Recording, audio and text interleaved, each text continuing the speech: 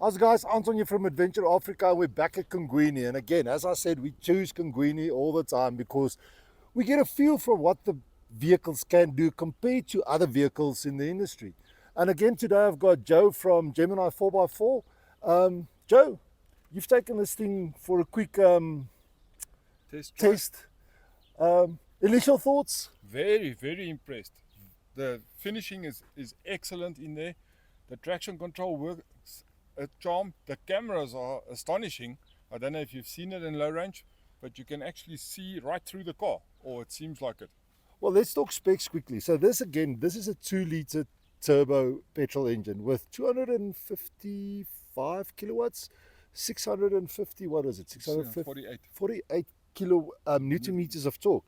We've got a 9-speed gearbox, but this is a hybrid. And the thing is why I'm looking forward to this is because I've tested another brand on their tracks in hybrid, and it was quite impressive for me how the hybrid system was working in 4x4, especially with the fact that you've got a lot of torque from very low down. You don't have to get into that torque band of around 1,200, 1,300 RPMs. There's torque from the get-go. So it will be interesting how this is going to fare on this course. It will be. And yes, the electric motors that they use with the hybrids, unlike a normal either diesel or petrol engine where you need a bit of revs before everything starts working, an electric motor will give all of its torque immediately. And that's why it works very well at low speed. So it should be very good on a 4x4 track. And from a little that I've had it on the track, it certainly seems like it. Well, this is a big vehicle. I mean, it's almost 5.1 meters long. And we were kind of worried about the breakover angles, but you went through the course and just had a quick look and see what's happening. You didn't have any problems with that? No problem at all. But again, I just want to mention that, even though it's a big vehicle, the wheelbase is still a little bit shorter than the average double cab. So it clears very nicely. It didn't touch anywhere, so I'm impressed with that. Okay, so are we going to jump in the vehicle and you're going to have a look what you can do and how it works, and we'll take it from there. And play with all the cameras. Play with all the cameras. That's You're going to be on candid camera now, eh? Yeah, you know. Okay, let's go. We are now going into the more difficult section of the track, and I'm going to try and get the vehicle to get stuck. And we are going to go a little bit to the left here so that we get into the holes. So there, the vehicle is a little bit stuck. You can hear the traction control coming on and working. I'm going to go back just to get that to happen again. I'm going to go full lock so that we make it more difficult for the vehicle. And that that you're hearing there, that's the traction control coming on and stopping the vehicle from spinning too much. Now, if I press and hold this button, the one with the squiggly lines, you will see it says off-road expert mode. And now when I accelerate, you will hear that it will allow the spinning. And you can see the sand there. It will allow all the power. So instead of taking your power away, it's now giving you all the power. Right, but we are still stuck. So the next step would be a diff lock, which we're going to touch there. And that should get us out of this obstacle. Just let the diff lock engage the back, and nice and slow, nice and controlled out of the obstacle. We're not even in low range yet. We are just in high range four-wheel drive and just driving nice and smooth. We are going through cross axle with heavy articulation on the vehicle. I'm in first gear, low range, and just very slowly I'm on the brakes, controlling the speed of the vehicle. I want to go as slow as possible. Now I've got the diff lock engaged, and that will make it very easy for the car to go through here. But I also want to show you, if I disengage the diff lock, you can actually hear the traction control coming on the vehicle. That kirr that you hear in the background there, that kirr, that's the traction control working. So the wheel that's spinning is being braked by the ABS, just that one wheel that's spinning. But as you can see, it is not as smooth as the diff lock. So I'm re-engaging diff lock, just slowly pull away, and with all this torque available, the vehicle will just idle through here. In fact, I need to slow it down, otherwise it will simply go too fast.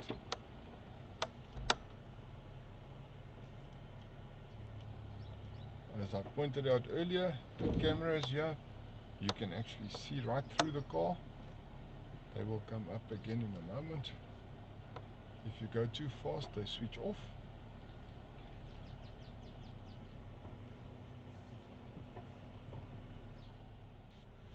Alright, we are going into the bigger hill here. It's not necessarily steeper, but it is bigger. So again, an opportunity to use the hill start assist. And this is also indicating the ground clearance in terms of the attack angle and departure angle.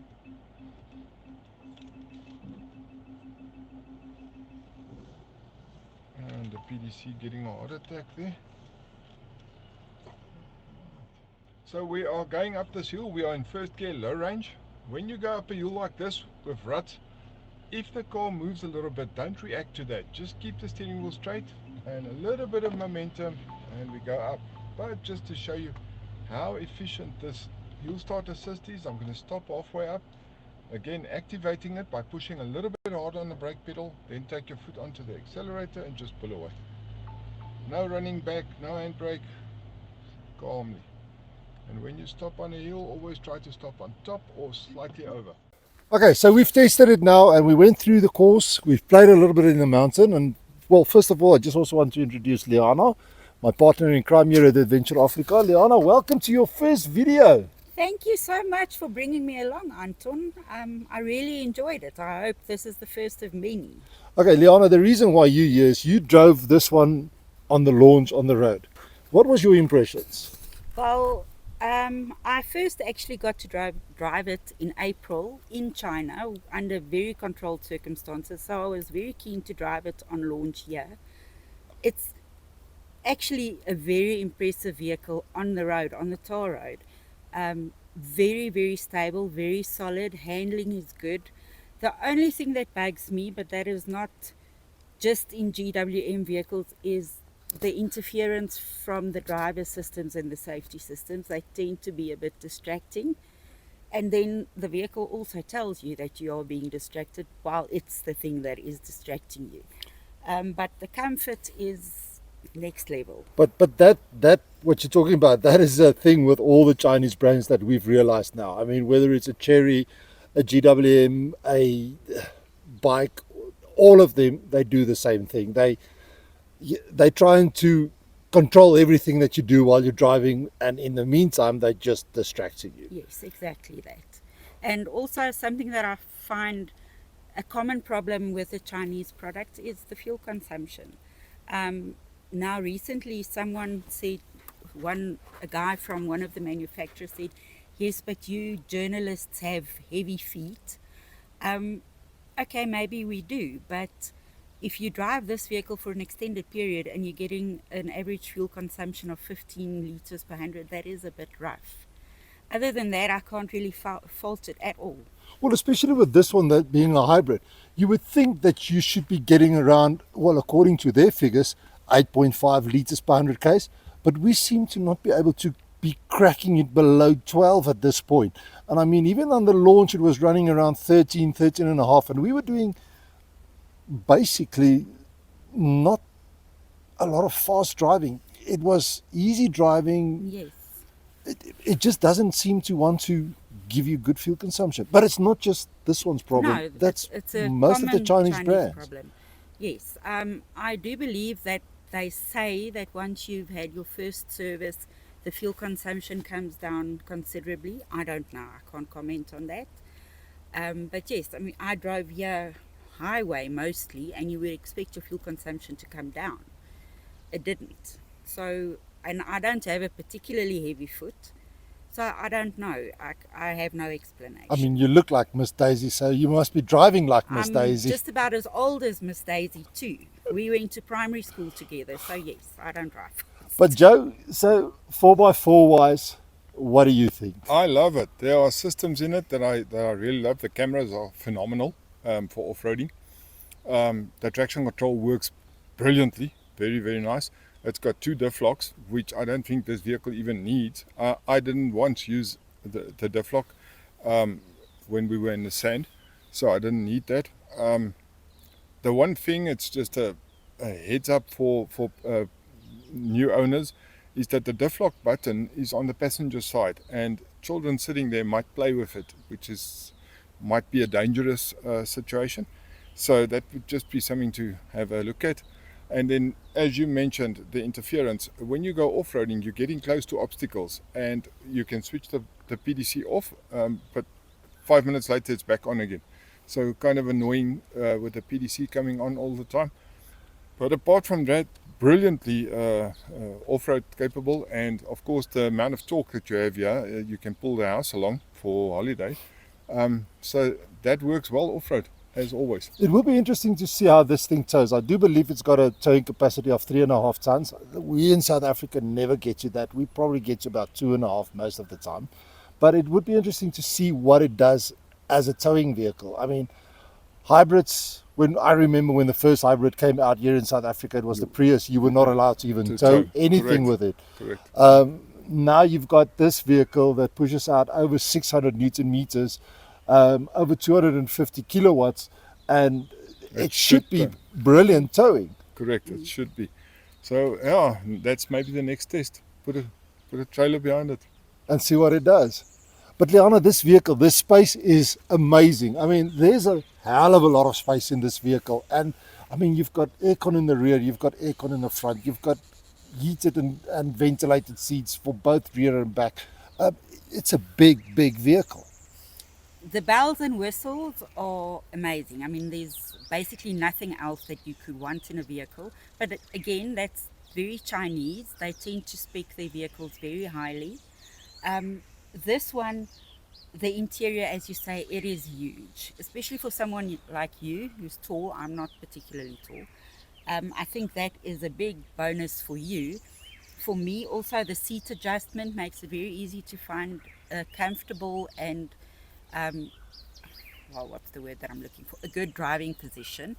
The interior, I can't fault at all. There's nothing that I would change. There's enough cup holders. The aircon works like a bomb.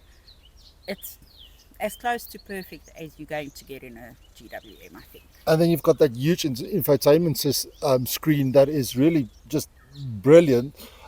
You've got the great digital cluster in front of you. I do have a problem finding stuff because there's a lot of menus and sub-menus, but I think it's something that with time you will get used to, and you will be able to find it quite easily once you know where it is. Unfortunately for us, we only get a week to drive it, so we never get to that point where oh yes, I want to do this, and just quick, and it's done. But it's a lacquer vehicle. It drives well. It is quick for a big car like this. But here's the problem. It's just under 1.3 million rand. I don't know that the South African market is ready to pay over $1 million for a Chinese vehicle.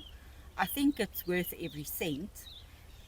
If it had more traditional badges on the front, I think no problem. But I think there might still be that mental block with paying over R1 million for a Chinese vehicle. Listen, it's worth it. Every cent, it's worth 1.3 million rand. But you're correct. It is 1.3 million rand for a Chinese brand. And unfortunately for us, when most of these vehicles came into the country, they were, I won't say budget, but very affordable vehicles. And now all of a sudden you jump from a 700,000 rand SUV in the normal ways for the Chinese SUVs to over R1 million rand. And I wonder how this vehicle is going to sell, because it is a good vehicle. Parts, we just still don't know what's going to happen if their part sourcing and all those things are good, availability. But yeah, it's a lucky vehicle. Definitely, I would say it is definitely worth the money. It is a fun vehicle to drive. As you say, we only get to spend a week with it, so we're not going to go to the trouble of figuring out all the menus and whatever. But if you own it and you are going to spend a few years with this car, you will eventually get used to how everything works. So we can't really fault it on that alone. So my perception overall, great vehicle. And for you, Joe, yay or nay? Yes, under certain circumstances. Overland, It would be a problem simply because of spares availability. If you're in Botswana, for example, and something goes wrong. And I'm not saying it's going to go wrong because it's Chinese vehicle or it happens to any vehicle. Getting spares there is going to be a problem. I see this vehicle more going to be into the luxury SUV department, not really being used for overland, but super capable. I would really say it's very capable. Well, guys, there you have it. It's a good vehicle. We really like it. Please go and have a test drive and see what you think. I'm Anton from Adventure Africa, and Joe, thanks for joining us today. Thank you for the opportunity. Liana, welcome to your first video. Thank you so much. And guys, if you like, please subscribe, hit the bell icon, and we'll see you next time. Cheers.